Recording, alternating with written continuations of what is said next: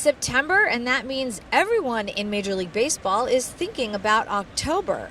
The IndyCar season has come to an end for 2015, and NFL football is just getting started. Hello, and thanks for joining us. I'm Maria Serrao. We are here today at the Big A as the Angels get ready to take on the Los Angeles Dodgers in some late-season interleague games. Now, all Angel fans are hoping that the Angels make it into October, and we are keeping our fingers crossed, too. And we're going to talk to the Angels a little bit later in the show. But first up, I had a chance to sit down with three of the best hitters that ever played the game of baseball. They are now hitting coaches. Time to meet Don Baylor, Mark Grace, and Mark McGwire. My philosophy has always been just add on to what they already have. You know, especially at this level, Right. They got here. Just kind of the way I got here. Yes.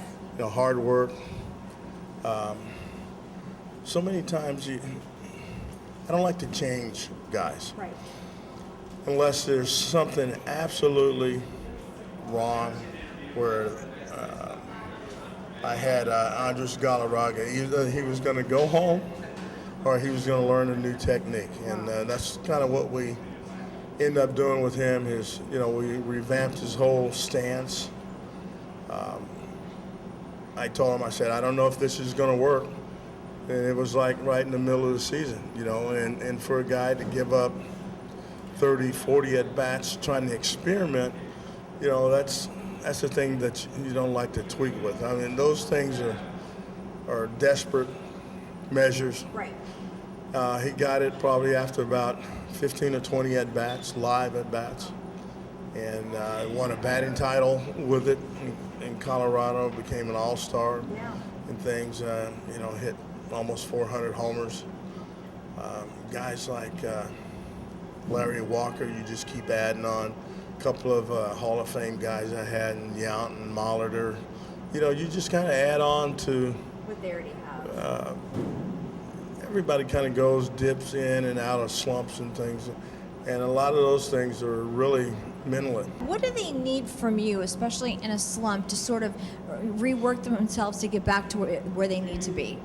Well, the positive, I like to be around the positive things, because, we're going to make outs. If we make hard outs, it's accepted, and when we have just ugly at-bats, then it's time for me to look at kind of what's going on with their swing and things. And a majority of it is a mental game. It really is. You fail 7 out of 10 times, you hit 300. And so it's a mental game, and a lot of times players take it home with them. Right. And I take at bats home. And what we try to do is find that common ground the next day, just to say, okay, now we got to slow things down. We got to look for strikes. When you're watching a guy, especially during a game, what kind of things are you looking for specifically when he goes up to the plate? Because obviously it's different in batting practice than it would be in a game. True. Pitch selection, more than anything. I mean, we talk about being ahead in the count a lot of times. 2-0, 3-1. What I see now is kind of what's changed a little bit. Before, you could get a 2-0 fastball guaranteed, a 3-1 fastball. Now you get change-ups, you get splits, you get curveballs and things. So it's just what guys are looking for, and we practice enough, and so it becomes mental when you step in the batter's box, just trying to find, okay, I'm looking for a certain pitch. If I get it, I got to make sure it's a strike. But if we look for a fastball and a guy throws a curveball, that's no concentration whatsoever. Working with somebody like Mike Trout, what's that like for you? Oh, he's very creative, very talented. Hits the ball as hard as any right-handed hitter that you want to see. I mean, when you talk about Kirby Puckett, there was a great right-handed hitter. Albert Pujols is a great right-handed hitter. Mays, Aaron, all those, he's in that category as a right-handed hitter. You always talk about the greatest hitters, they're all left-handed, but he's going to be one of the all-time best right-handed hitters. We are here with hitting coach Mark McGwire. Mark, we're talking about different approaches, and you as the coach, how you sort of look at different players, from maybe a pitcher to an all-star hitter to a rookie. When you see something, how do you sort of approach a player? Well, I think you have to really get to know the player, the person, really as a person. You have to know what makes them tick. Understand their sort of moods. Everybody has a mood, especially with this game, with its ups and downs. Yeah. This game is over 6 months. And then you just sort of watch them. I think the way they go about things sort of tells you it's a time to approach them or time to just sort of sit back. I'm the type of guy that, as far as a ex-player and a coach, I like to let them do a lot of talking. Okay. I see what they're doing. I come to the ballpark early every day. It's all about looking at their at-bats, looking about the approach that we're going to have for the pitcher that we're facing that day. And then when I see them in the cage, that's when we usually go over things. Some days we do, some days we don't, depending on who the person is and who wants to talk the most. And over the course of 6 months, when you let them talk, they usually tell you everything that I'm thinking, and things usually work out really well. When they talk about pressing a player, trying too hard, what does that really mean? Well, I mean, it means different things to everybody. So to me, pressing is using a lot of energy, squeezing the bat very, very hard, tensing your muscles. And when you do that, you tend to be slower. You think you're quicker at the plate. You strain your eyes. I'm a big visual guy.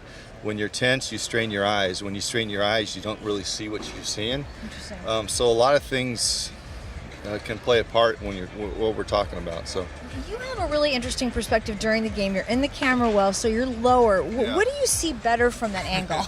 Well, I don't like looking through the nets all the time. We have all these nets, and it's like you see your eyes. See, I was just talking about visual. Yeah, exactly. My eyes are like, no. So actually, that's just such a great view right there. All dugouts used to be like that until they got the safety stuff where guys started getting hit by foul balls and stuff. It's just actually you can see so much better. These dugouts, to be quite honest with you, they're not functional. Right, they're not very good. And I like all the dugouts that are sort of just straight flat. You just walk up and you sort of put your arms on the railing. Here we have to stand up, so if you're sitting in the back. But anyways, that's why I sit in the little camera well right there, so I can see a lot what normally you can't see from far distance. Then, once we're out and we go out on defense, I'll go up into the video room and just sort of reassure myself what I saw in live action through video. Somebody like Yasiel Puig, who is such a raw talent and comes here and is so good so quickly, how do you sort of reel that in, because he really was kind of a phenomenon, and then people figure out hitters and how that works. How do you sort of take that back a little bit? Well, again, it's all about conversation, and it's really about trust, and I understand it's tough for Yasiel to trust people, but I think he and I have a pretty darn good relationship. It's just about him understanding the situation, what the pitchers are trying to do to him. Right. And that's what this whole game's all about. I mean, he has the physical ability, has the talent to just, I've said this, to win several MVPs. And it's for him to put it together, the mindset of when I'm in that box, I know what this guy's trying to do to me. And if he's not going to throw me a strike, I'm going to pass it on to somebody else. And those are the things that Yasiel has to learn. And, this guy can play for however long he wants to play, 15, 20 more years. So. When we look at the pitchers, especially at the Dodgers, and they're out there hitting, they sort of have a little competition going on. Do you ever give them any advice about their hitting? Only when they ask me. Only when they ask. I get on Clayton a lot. Yeah. He's got this big leg kick, and he dives forward. He wants to know why he rolls over all the time. And I said, hey, you ever understand when you have less movement, you have less room for error? And he's really good when he has less movement, and he tries to hit balls right over the shortstop's head. And just not too long ago, he got 3 hits in one game. So. Yeah. So you're giving us some good advice there. Well, if they listen. That's a whole other conversation. Right. Their minds are on other things. If they, the thing is if they can hit, it just helps the whole ball club out. But we don't expect them to come through every time, but it is really good when they do come up with big key hits. Mark, when you're looking at different hitters, we were just talking about Paul Goldschmidt, who's obviously an amazing hitter. When you see that he needs an adjustment, how do you sort of approach him? It's very rare that I'm glad you asked me this, because you know how I coach Paul Goldschmidt? Tell me. I tell him, you just go be great and let me know if you need some coffee. That's how you coach Paul Goldschmidt. You kind of stay away from him. But in those rare times that he does get in a little bit of a funk, you bet when you do go to him, you better know what you're talking about. You better know, because Paul Goldschmidt knows his swing better than I do, better than Turner Ward, our hitting coach, as well. So when you go to him, you better know what you're talking about. He's a very intelligent young man, and he's a very talented young man. So mostly with a guy like him, it's more of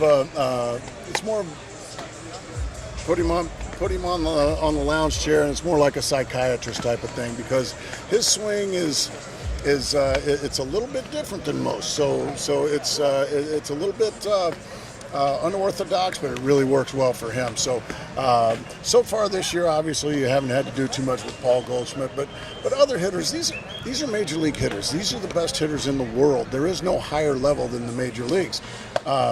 If there was a higher level, Miguel Cabrera would be there, or Mike Trout would be there, Paul Goldschmidt.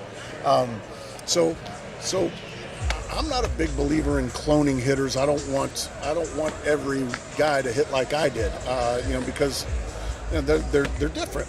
Pete Rose hit different. Everybody had a different way of doing things. Some old hitting coaches wanted everybody to hit exactly the same. Charlie Lau had his theories. Walt Rainiac had his theories. He wanted all their hitters to try to do the same things. I'm not a believer in that. I believe in individuality. I think this guy should not hit like this guy. Dave Kingman shouldn't be hitting like Joe Morgan, and so on and so forth. So I try to find out my hitters' strengths and their weaknesses, and try to really work on their strengths. I don't want to make, their weaknesses are there for a reason. If a guy doesn't handle the ball inside very well, okay, we won't worry about that one. But what we're going to do is dominate on the outside. Okay, we're going to make that a lot better. That's kind of the way I go about things. When guys are struggling or they're going through a slump, what kind of things do you say to them? How do you sort of alleviate frustration, if there's a way to even do that? Once again, you're that shoulder that they can put their head on. And it's amazing. These are the best players in the world, but yet there are still so many insecurities. Right. When you this is not like Hollywood. This is, if you mess up, you can't say cut. Yeah, I want to do that. No do-over. Exactly. Let's do that all over again. We'd love to have a stuntman when Kenley Jansen's in the game. Yeah, bring me a stuntman to hit against this guy. Yeah, that would be great. But that's not the case, and this is a results league. So when the results aren't there and they're not coming, you really have to talk to these guys and say, and keep them patient. It's because patience is difficult when it's a win and win now league now. There's no such thing as a 5-year plan anymore. No. It's win and win now. So like I said, it becomes more of a psychological thing than it is a physical thing.